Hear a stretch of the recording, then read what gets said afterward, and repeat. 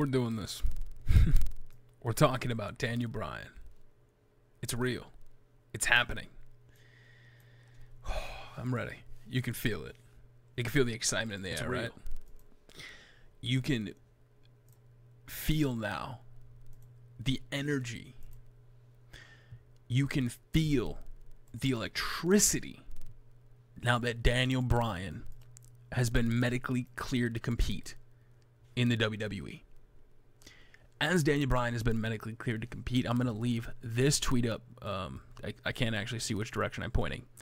I'm going to leave this tweet up the entire stream. And I'm going to leave it up for a very important reason. I'm going to leave this because we are talking SmackDown Live. We are talking what I have been perceiving the last 6 months is great television. As I was sticking up for Road Dogg that this is leading to a huge payoff. The payoff. Yet every single week I'm arguing with people, and justifiably so. Just wait for the payoff. Just trust me. Just wait for it. And that was the wrong thing of me to do. It was wrong for me to try to shove something down somebody's throat. But at the same time, WWE, it's hard to explain right now. Yes, Daniel Bryan's cleared to compete. You heard the crowd tonight on SmackDown Live. If you missed SmackDown Live, go back and watch it. Check out the highlight clips on YouTube. If they've got it up already, I'll link it down in the description if you're watching this on YouTube later. The simple fact is, Daniel Bryan got cleared to compete. Daniel Bryan then got attacked by Kevin Owens and Sami Zayn. Now, it has been rumored, and I want to structure this a little bit by talking about this, because Tubby, I thought you don't talk about rumors. Well, we do. There's a great reason now to have a Shane versus and a Daniel Bryan tag team against KO and Sami Zayn. But at the same time, if you look at the entire landscape of the WWE, we're in a very interesting position. Daniel Bryan overcame everything in WrestleMania 30. Going into WrestleMania 31, his opportunity was taken away from him. Roman Reigns was pushed down people's throats. I was at that WrestleMania live in the box thanks to WWE 2K. When I was there live, I got to see Daniel Bryan win the IC title. Now, unfortunately, I wasn't there to see Daniel Bryan win the WWE World Heavyweight Championship, and I'll read the comments in a second if you guys are watching this live. Let me get through this opening monologue. Watching Daniel Bryan have to retire shortly thereafter was hard. Because we've grown up in wrestling, we're trying to figure out what's real, what's not real. It's very difficult. The last 5 years, especially going back to the Punk days, a lot of us became very vocal online, to maybe even the WWE doctors, for like, how did they let CM Punk, I'm going to bring up CM Punk here, how did they let him get to that shape, that condition that he wants to walk away? And then with Daniel Bryan, they force him to retire. They never medically clear him to compete. And during that time that Bryan was never cleared to compete, WWE is homegrown 5 superstars. Elias is great, don't get me wrong here. But in that Elimination Chamber match going into WrestleMania 34, this WrestleMania, there were 5 superstars that were so over that you could have legitimately see face Brock Lesnar. That was not the case WrestleMania 29, WrestleMania 30, WrestleMania 31. So whether you like WWE or you don't like WWE for keeping him away from competing, story-wise, everybody else got a chance to shine. And if you go back to the promo days of CM Punk, he always wanted a better locker room. I don't think there's a better locker room today than what WWE fans have now. Besides all the backstage politics or anything that happens at a company, if you're not happy with WWE, you can leave and go make it on the indies now. Professional wrestling, and I said this last year going into 2018, is going to be crazy. If you watch Being the Elite, you see Cody Rhodes slowly transforming into Triple H and Vince McMahon. I put out a tweet today. As Cody Rhodes is backstage, he's got the headset on. He's trying to direct the show, and my instant thought when I saw that on Being the Elite is, wow. Spitting image of Dusty. That made me so happy. Cody's finding his own path. For the first time, you don't need that big company to make a name for yourself. You can support yourself. Joey Ryan bought a house thanks to his dick. So WWE, I don't know why you kept Daniel Bryan out, but that's the thing about WWE, and that's the reason that I've been a lot more positive. I've been more patient. Is it may be a long journey for WWE. If you're a WWE fan and you never thought AJ Styles was coming to WWE, and then AJ Styles finally shows up in the WWE, but he loses to Roman Reigns, the guy that you, oh my God, if you didn't like Roman Reigns, I get it. I'm trying to justify Roman in a story, but who cares? Don't even think about that. Think about The Office. Jim and Pam. There are some people that legitimately believe Jim and Pam should never have ended up together. And what I fail to realize is I've tried to be this as a writer personality is, I can't argue that. Because I think at times this person should have won or that person should have won. And it's a little wrong to eventually go back after the fact and look at, if you connect the dots or you rewatch the shows to see where WWE's going for. The only difference now is I'm not judging based on what's speculated, I'm judging what actually happened. And the build leading up to this point was fantastic. I know a lot of people were confused. What is Daniel doing? What is Shane doing? What is this whole Kevin Owens? This is stupid. We have people that weren't even watching SmackDown blaming Road Dogg. But if you don't watch SmackDown, you're missing it. And then I've gone through a phase the last 3 months of listening to WWE shows. Sam Roberts, Peter Rosenberg, everybody else, which are extensions of WWE in a way. So when I use my justification is WWE's an entertainment. We're told it's a play. You got to believe it's a play. Bray Wyatt got deleted. And whether I'm connecting the dots or making this shit up as I go, it doesn't matter. If you look at Daniel Bryan's build heading into that WrestleMania 30 that we all know, cherish, and love, that I wish I could have been there for, my biggest regret as being a YouTuber and have been covering YouTube for so long was not being at WrestleMania in person to see that moment. I will never live that down. Being the biggest Daniel Bryan fan and not getting to see that live is something I'm going to have to deal with. But that whole year, if you take away like the show and you look at it just from a show perspective, Daniel Bryan, was he not meant to be there? I mean, let's legitimately think about this. The first year he's facing Sheamus, who Sheamus is a made guy. Triple H has put over Sheamus. It's a dark match. The next year, Sheamus goes up against Daniel Bryan again, and he loses in 18 seconds. For the next year, Daniel Bryan works with Kane.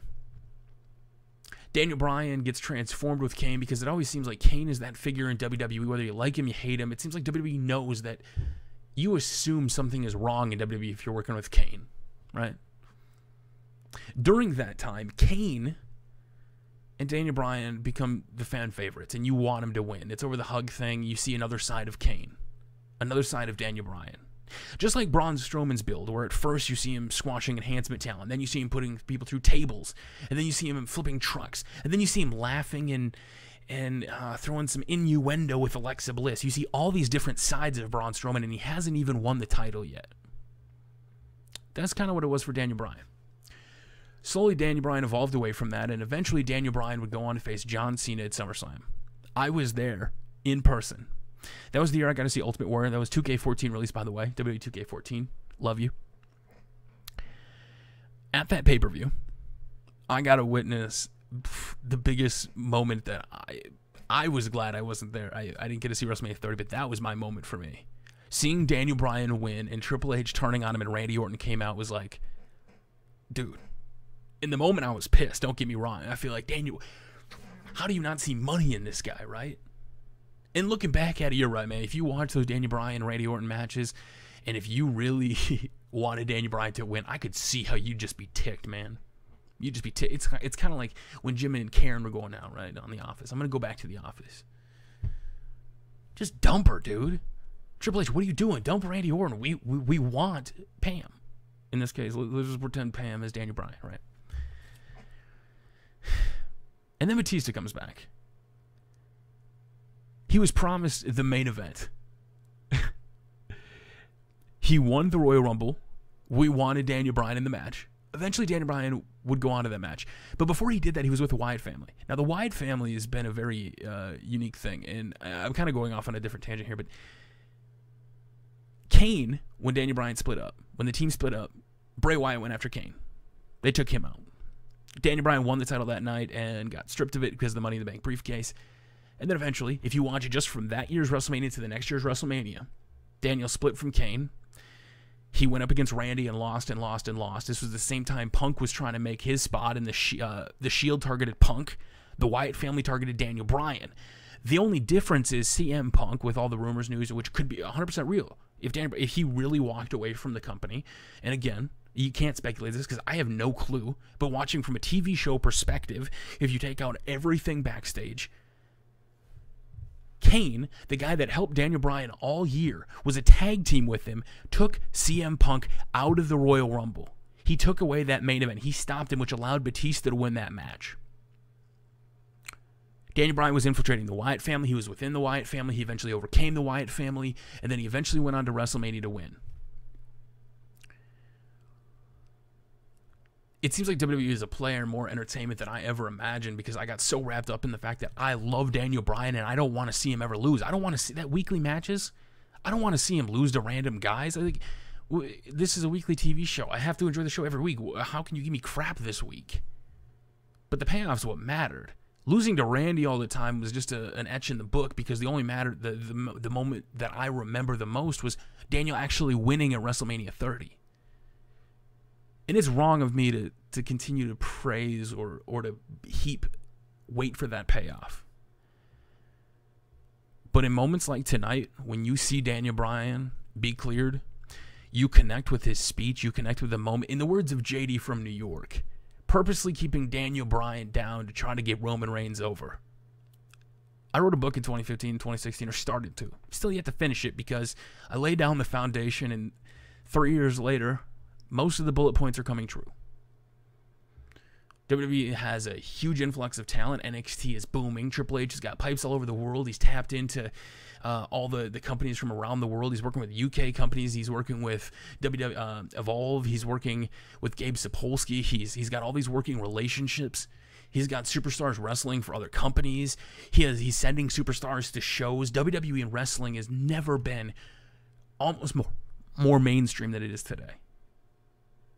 I couldn't even imagine as a WWE fan, if I legitimately went back and looked at the indie scene, how hard guys had to work, and now with social media and everything, like literally watching the Young Bucks have the biggest lines is crazy to me. So if Daniel Bryan were ever to leave WWE, Daniel Bryan could help revolutionize the indies again, just like the Young Bucks are. I was so mad and upset that Daniel Bryan lost to Roman Reigns at Fastlane and he didn't get that main event. I canceled the network. I was one of those people that went on Twitter and complained and canceled the network. About 6 months later, I had this idea for the book, and I stopped. I still fantasy booked. I still read all the new rumors, but I had thought to myself, okay, Daniel being out, what if it's a good thing? Because if Daniel comes back at any point, we're going to cheer for it. We're going to hype it up. We're going to love it.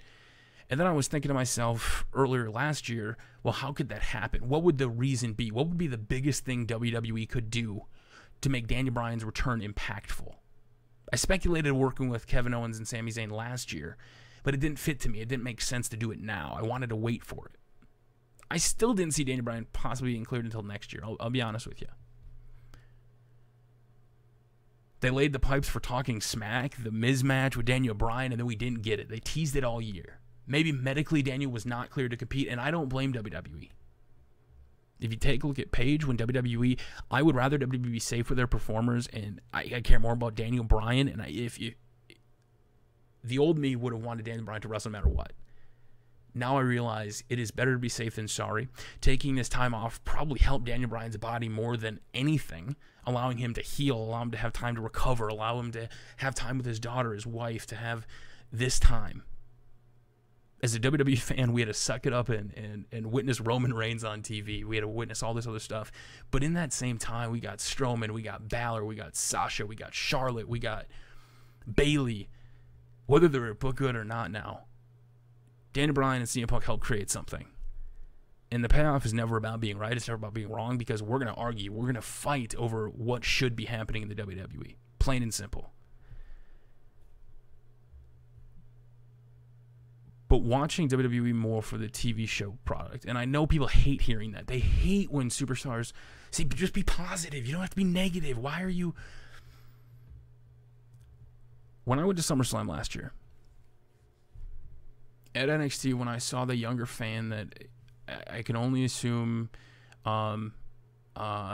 He was dealing with some issues, and people were mocking him for the fact that he genuinely cared about Bobby Roode getting hurt. And to me, that was like, wow. And then I started watching fans for Nia Jax, and I love the Alexa Bliss versus Nia Jax feud. It is my feud. It is the one I've wanted all year, because on TV, earlier this year, Alexa and Nia broke up at one point, and they came back together. And then they eventually had some tension. Now they broke up for WrestleMania time. So to close off the chapter of WWE from WrestleMania to WrestleMania, if you watch it that way, yes, I would have loved a different match. I see a lot of people getting upset. Oh, it should have been Bayley versus Sasha. You're right. That's a match I want more than anything. But that tension has only been building 2 months. The tension between Asuka, Nia Jax, Alexa Bliss has been going a long time. And then when you put in the friendship, I can't wait for that match to happen. Just like now, when I threw out this prediction, if you want to make him the biggest heel of all time, waiting for the payoff sucks, especially when you want results now. I'm not going to tell you to like everything WWE does. I'm not going to whitewash it and pretend WWE doesn't do anything wrong. Look at what happened with the Fabulous Moolah. I was not willing to personally call it out. I wanted to wait and see. My boy CM Punk, CM Pulse, straight called them out on their shit. And they changed it. We as fans can call out a company on their shit. The same way that I love 2K18 for its highlight reel. I love it for its simulation, but why did the highlight reel switch back and forth? I can be upset with that. But I can be upset in a more direct way that's not... It's voicing my opinion, but realizing there's some factors that I can't control and they can't even control. Nobody can control what people in Corpus Christi, Texas do for reaction, no matter how good of a show you write. And I don't mean to crap on Corpus Christi, Texas. Whether WWE meant to do this to Daniel Bryan, or whether it was a big plot, or whether it was this huge conspiracy, or whether Daniel Bryan really just finally got cleared to compete, it doesn't matter, because he's back, and that's the thing about wrestling. Never say never. Once you get to that point that we could have wrote off WWE for the past couple years, and Daniel gets cleared, knowing that there are going to be fans of professional wrestling that may have tuned out wrestling for the past couple years, as somebody that just loves wrestling and wants every wrestler to succeed, and you know, knowing that people are going to be coming back because Daniel Bryan, and knowing that they are coming back now to see the biggest heel in KO and Sami Zayn is a story. You save that moment for Daniel Bryan until the time is right. So whether he was cleared a long time ago, a month ago, everybody's speculating, oh, you know, he's cleared weeks ago, he's cleared 6 months ago, whatever. WWE pulled the right time to make this happen. KO and Sami Zayn, the lines, if you listen to the commentary, is they were watching each other tear each other apart. Meanwhile, Shane saying, you're living vicariously through this man. And Daniel Bryan admitted it tonight. That's what the TV show said every week. I'm only judging based on what WWE is doing on TV. The same thing when I got into an argument with Delzinski today. The boy Delzinski. Love Delzinski. I got a little confused because I was quoting part of my book that I've been writing versus the simple fact, like a character like Bray Wyatt. Bray Wyatt's on-screen character is, I'm a prophet, I'm a god, I can beat all your idols. You don't stand a torch to me. I will embarrass every one of your idols and make them fall at my feet. He couldn't beat Taker. He couldn't beat Cena. He couldn't beat Orton. And now he's deleted. Going back and looking at a fact of Bray said he was a prophet of God, but guess what? When money came time to it, his character lost. But the old Tabimu was looking at that as, Bray's never getting a shot. Bray deserves to be world champion.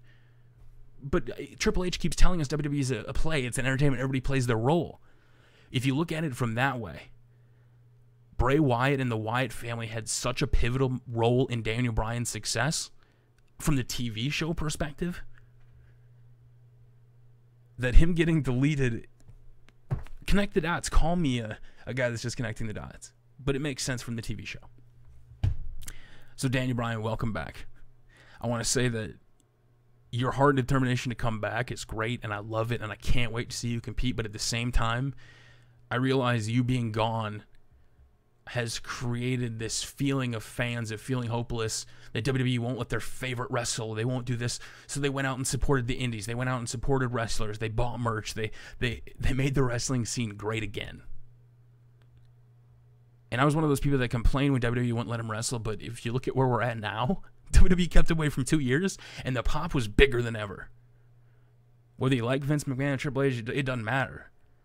They can literally, for 2 years, you can write the show off, and then you can come running right back when WWE gives you what you want.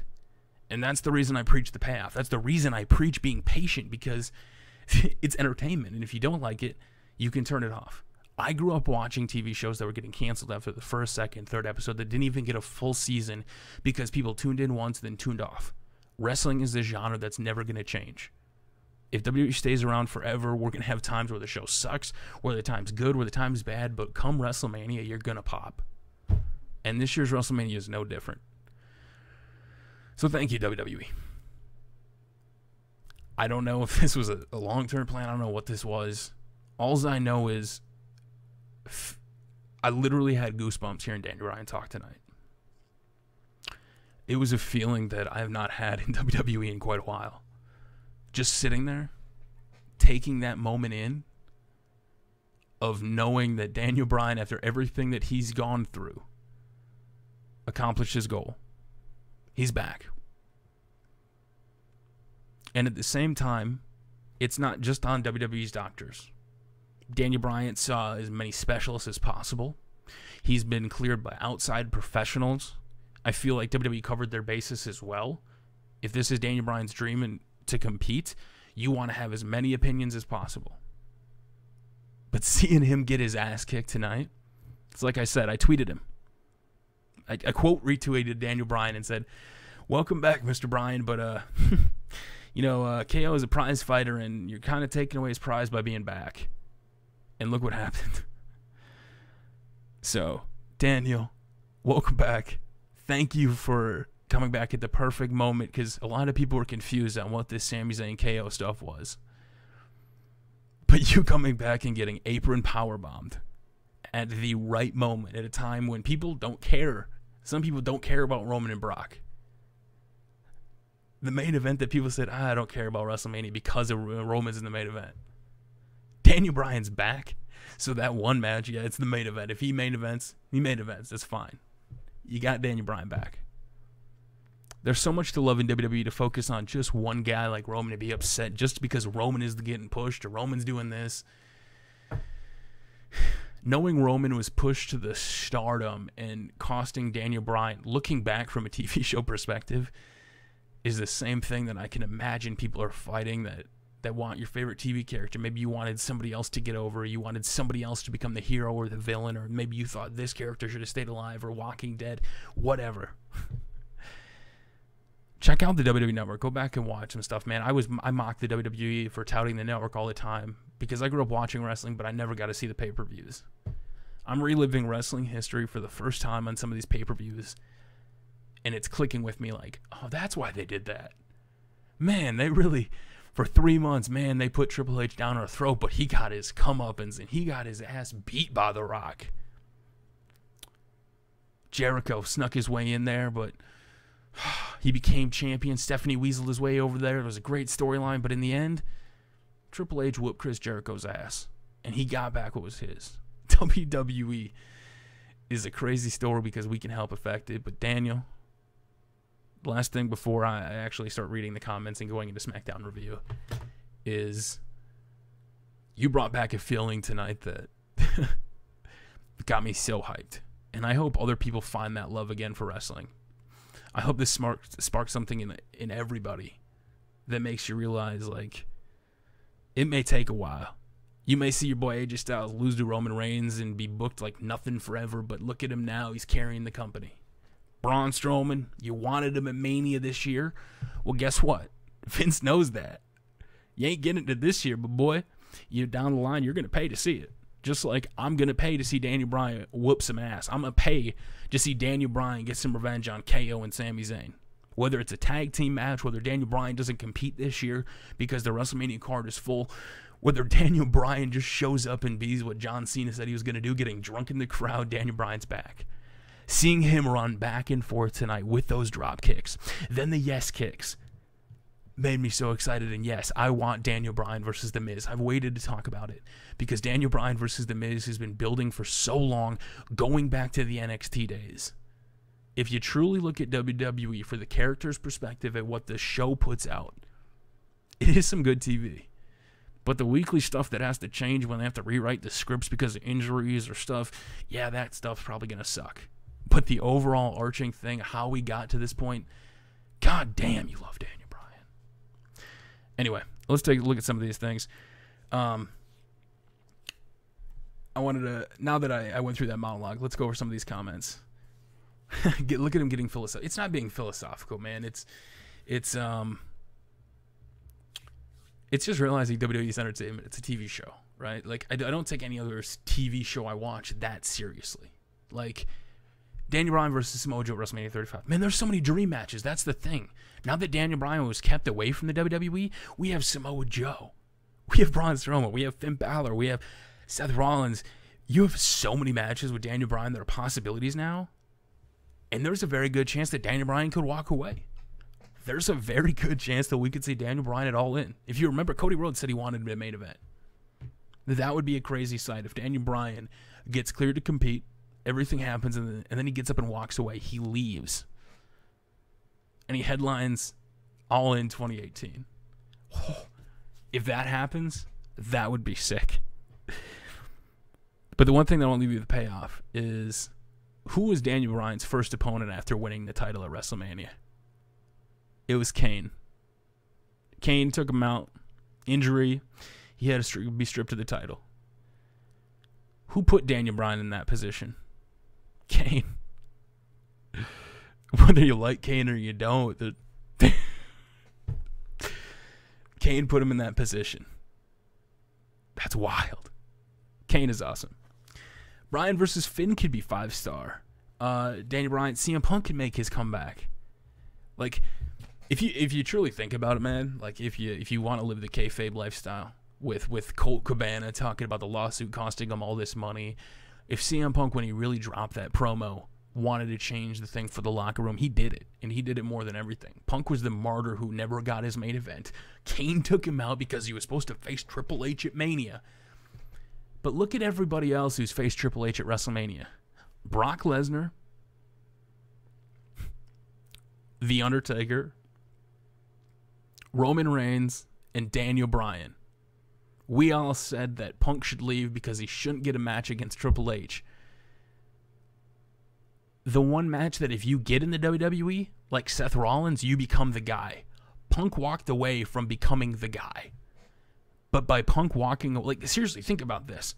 If you want to get philosophical and you want me to really be philosophical, there was a lot of us that, I was one of those people that crapped on CM Punk versus Triple H. I don't want that. But then if you look at all the WrestleManias, Roman versus Triple H, Roman became champion. Seth Rollins slayed the Kingslayer. Seth Rollins went on to be big. I'm only waiting for Finn versus Triple H at some point. I can't wait for that damn match. Face of Triple H at Mania ain't the worst thing in the world. But Kane took it away. The fan fiction with Kane. It just seems like when you finally start to just look at it as a TV show and you don't take it so seriously, you go, God damn. Man, that's a good story. Like, we always said, like, WWE's full of Hollywood writers. Well, we always like joked about the Shield and the Wyatt family being these two forces. Like, I always joked about it, the authority controlling both of them. Well, the authority went after the two biggest superstars that feuded for a year, Daniel and CM Punk. Those are the guys that headlined how many pay-per-views in a row.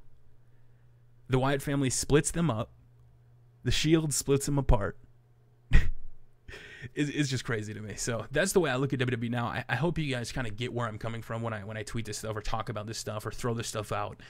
It's just coming from watching the shows. It's just coming from, it's not trying to be like, yo, yeah, you better watch every week and you better enjoy it, because you probably won't. But man, like, no other medium lets us get that payoff. No other medium lets that happen. So that's why I do give WWE credit. You got to call them out on their bullshit, like with Fabulous Moolah Battle Royale, which never should have happened. I don't know how it ever did. You can call them out for the shit. But at the end of the day, we're all fans and we're going to come running back the second Daniel Bryan got cleared. You could have not been watching forever. We could have all been the people that said, oh, I'm never watching WWE because they won't clear Daniel Bryan to wrestle. They clear him to wrestle. Actually, WWE, I love you. You're my best friend. You're the best thing ever. And I think Vince knows that. And that's like the craziest thing to me in my head, thinking that you could literally turn off the TV all year and come back. And I think we take that for granted as wrestling fans. Omega, Brian Nakamura. Like, just think of the possibilities, man. Think about Daniel in that position, what we've got from it. How do we know Braun will be this hot next year? You don't. But at the same time, I would have been in the position, the old Tubby would have been making videos every day going like, they're keeping Braun down. He should have won the title. But the longer they've kept the title away from Braun, the more over he's got, which goes completely against the logic. That goes completely against the logic that we've been told. Where if a guy doesn't get the title, he's being buried, but Braun still never won the title, and yet we wanted him to main event. Like, when I talk about the payoff, if you can't see the fact that Vince leaked Braun Strowman versus Brock Lesnar the year before this year as the main event. The main event of WrestleMania is going to be Brock Lesnar versus Braun Strowman, and we all went, at least I did, I don't want that match. Nobody wants that, because Braun was facing enhancement talent and all that crap. Nobody's like, it's not a realistic challenge for Braun to beat Brock. Come on, get out of here. How about a guy like Luke Harper? Luke Harper deserves it. Give Luke Harper the shot. The very next year, we're pissed because we didn't get the match that was leaked the year before. That is fascinating to me, whether you think I'm being a shill for WWE or not, just from a personal standpoint of looking back in history and going to those sheets and the rumors and everything. That is fascinating. Especially when you think they constantly say it's the not the destination that matters, it's the journey. It's just fascinating to me. So I hope people kind of get where my stand or where my points are when I make these arguments or when I talk about this stuff. It's not being a shill for the company. It's just legitimately, if WWE is an entertainment company like Disney, you're legitimately not gonna do the stuff that you would normally. You're gonna limit who can talk to who, like who can talk to what wrestling sites or all that other stuff. And it's crazy to me, man. You wanted Braun Rock Lesnar. There's some people that want it. This slow burn is what it is. And I think a big problem is there's a lot of us that don't want to wait anymore. Because in the indies, we don't have to wait. If we love Cody Rhodes and we love Kenny Omega, we can get Kenny Omega versus Cody Rhodes booked. It's not like WWE where, you know, they have merchandise, they have movies, they have all this commitment, they have sponsors, they have all this. Like, it takes a while. Like, even when superstars get over in the WWE, like, do you not hear them? They're coming to the show for this. How do you not even have a T-shirt? And then you think, well, wait a minute. They have to go through the graphics department. They have to go through approval of merchandise. There's so much they have to go through. It's just crazy to me. So I hope you guys understand the patience and why I've kind of taken this new look on WWE. And I don't want to change anybody's opinion. I just hope legitimately, when you look at WWE and you look at what they're doing, you're right. They're not always going to be right. They're going to try to rewrite history at points because that's what wrestling is, rewriting history. When CM Punk comes back eventually, if they do a CM Punk documentary 5 years from now, we could all be looking back and going, little did we know CM Punk leaving the WWE would be the best revolution in the company's history. WWE, with the loss of Phil Brooks, went on to experience a revolution that included the first ever Women's Royal Rumble, the first ever Women's Hell in a Cell. It featured superstars that may have never been in WWE, if not for the courageous actions of a man willing to step away from his contract. Stone Cold Steve Austin 2.0. Because that's what WWE can do. They sell it. They're entertainment. They can make this shit up as they go.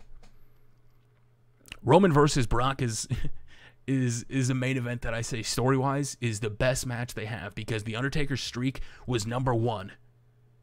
The Undertaker streak was the thing everybody looked at WrestleMania for. Whether you like the fact that Roman beat it or not, or whether you like the fact that Brock beat it or not, the only two guys in the history of WWE to beat Taker's streak had a match at WrestleMania that never got concluded. Seth Rollins cashes in. They both beat The Undertaker. Now they're facing again. I don't want Roman in the main event. I want a guy like Finn Balor or Seth Rollins too, but like you can't look away from the fact that, well, the writers did it. It'd be kind of a waste to, oh wow, Taker's streak really meant a lot, man.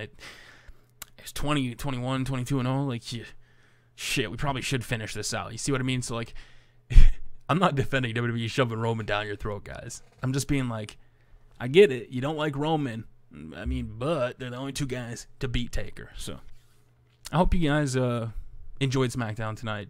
Other stuff that happened on the show, Natalya, by the way, picked up a win on Charlotte. Again, should she have lost in the road to WrestleMania? Probably not. But Charlotte's already Mrs. WrestleMania. She's already a made superstar in WWE. I'm fine with somebody like Natalya picking up a win tonight. Carmella coming out to try to cash in and getting stopped was also awesome. Serious question, though. Everybody that watches, I want to get your guys' first opinion. What's up, Ashu? Serious question. Is the Money in the Bank hardcore title rules, guys? Do you need your own referee? Can Carmella start cashing in at the airport? I would love that if Carmella just started showing up everywhere with a briefcase and a referee like the hardcore title days. She's just backstage in catering. She knocks her out. She goes to get the referee, and then somebody in catering starts a food fight. I don't know. I was just really curious about why Carmella brought her own referee down to the ring tonight. That was like, because I've been watching SmackDown, Raw and SmackDown from '99 to 2001, and to rewatch all the hardcore cash-ins, like to see Hardcore Holly and to see Gerald Briscoe and all these personalities that are cashing in at random times, or you see like the merch guy that's getting ready to cash in and he gets super kicked. It's crazy to me. There was a lot of crazy stuff in WWE. If you could do that, right? If Carmella could just take her on the briefcase anywhere. Also in news, Big Cass did get returned, cleared to return today. I know some people kind of let that news go, but it was very interesting. This is the first time Daniel Bryan's gotten physical since 2015, which is crazy. A 3-year contract where Daniel Bryan got paid to stay in the WWE. This is crazy to think about, man. WWE took care of him, So Daniel Bryan, I hope you're well. I hope everything you've went through has been worth it, because I know you love wrestling more than anybody, and I love watching you wrestle more than, well, not more than anybody, but like I love watching you wrestle. So I'm genuinely glad that you're back. But I am genuinely glad, not as the guy that wanted to see you wrestle and hated WWE for the fact that they wouldn't let you wrestle, but as the guy that realized, seeing what a lot of the condition of superstars that used to wrestle in, what their bodies are like now, to know that WWE, when Daniel made the statement tonight that WWE looked at him as a person and not a wrestler, I went, yeah, WWE's changed. They looked at him as a person, and they kept him away to prevent him from getting injured. A year and a half, 2 years later, he had his daughter. And he's married to Brie, and he's back wrestling now. And his daughter's going to get to see him wrestle. That's not lost on me, and I can't thank WWE enough for that. So whether you're one of the people that were mad that WWE didn't get to let him see him wrestle, it's just like Shane McMahon coming back and performing in front of his kids for the first time at WrestleMania. We can watch the weekly shows and dislike what they put out. We can get mad. We can get angry. But me personally, I weigh that stuff. Like knowing that Birdie's going to see Daniel wrestle. Like that the fans that are at a show are just there to see Nia because in their personal life, Nia Jax is an inspiration. I take all that into consideration, not just, man, Roman should have won this match because this guy was more over. I mean, personally, I will say that. But then in the back of my head, I go, oh, well, yeah, duh, because. So, WWE, I'm ready. Also, the triple threat match, I know a lot of people aren't really a big fan of it between Jinder. Bobby Roode and Randy Orton were out tonight. Jinder eventually interrupted it. I would prefer a ladder match, personally. Give me a 5 or 6 man ladder match. Personally, that's just me. Cash in Natalia's. Oh my God, Carmella could cash in Natalia's house, like where the cats are, like in the pool area. Like she could like cash in on an episode of Total Divas. If you want to get crazy, let's get crazy. Let's be cashing in on Total Diva. WWE, if you want to make Total Divas must see television, let's have the cash in there. Show me Carmella as champion on TV, but then hold it. Don't show me how she did it. After WrestleMania, Natalya picked up a win on Charlotte tonight, so I can only imagine the TV product is basically setting up that if Nakamura beats Styles, I would imagine Rusev versus Nakamura, because of the TV show. That'll be the first match that'll happen. I imagine Natalya versus Charlotte's probably going to be a match that happens if Charlotte wins or maybe if she loses. But, like, give me a cash-in at Natalya's house with all the cats around. And then you get the cats' reactions. The cats are like looking around. No? Is that dumb? Liger. Gargano is no longer the most over babyface in WWE. Daniel Bryan versus Johnny Gargano. How can you not be happy as a WWE fan? How can we get caught up in like how one superstar is booked when you have Adam Cole, you have Red Dragon, you have Daniel Bryan wrestling again, man? Like, it's just, I can't be mad because one superstar didn't get a title, or one superstar like Roman's in the main event for the 4th time. To me, I can't do that anymore, and I'm not going to do that anymore. Because there's 14 other matches on the card, and if I have to put up with Roman to get every other match that I've been hoping for, I'm going to put up with Roman in the main event. You know what I'm saying? That's kind of my mindset. That's kind of where I'm going. I miss doing WWE stories too. W2K14 was some of my favorite stuff. Yeah, Gargano versus Ciampa is hype for me too. So I'm going to close it there, guys. Thank you for joining me on this random stream. I had to talk about Daniel Bryan in this tweet because when I put it out, I envisioned this happening. And I couldn't see a better point to bring Daniel Bryan back than Kevin Owens, the guy that was chosen when Finn Balor and Seth Rollins had their match. They got hurt. KO was handed the title. KO would go on the entire year to hold the championship. But right when the prize fighter, KO has not gotten that big match at Mania. He faced Jericho for the United States title, but he hadn't got that match. Goldberg took that, a part-timer took that match away from him. KO Mania was a thing. Max Landis did the, if you go and watch this on YouTube, look up Max Landis KO face, the KO Mania face video. And he talks about the character of KO. Whether it's real or not, it doesn't matter, because Max, does work or did work for WWE. And you think like back to like his childish behavior tonight, where KO all year has been doing crazy shit on TV. And then to see him get fired tonight and be like, you did this, Daniel. No, KO, your actions all year did this and you can't see it. That's great character development, man. That's awesome. That's awesome to me. So rewatch some of the SmackDown Live stuff. If you missed it, if you were one of the people that were on Team Down with Road Dogg, go back and watch SmackDown, man. The segments make a lot more sense now that Daniel Bryan's back, buddy. So until next time, guys, thank you for joining me. I appreciate it. And I stream Fortnite. I stream WWE. We'll be back with more WWE streams. I just want to leave it there. Daniel Bryan, welcome back, buddy. Give me a 2 sweet.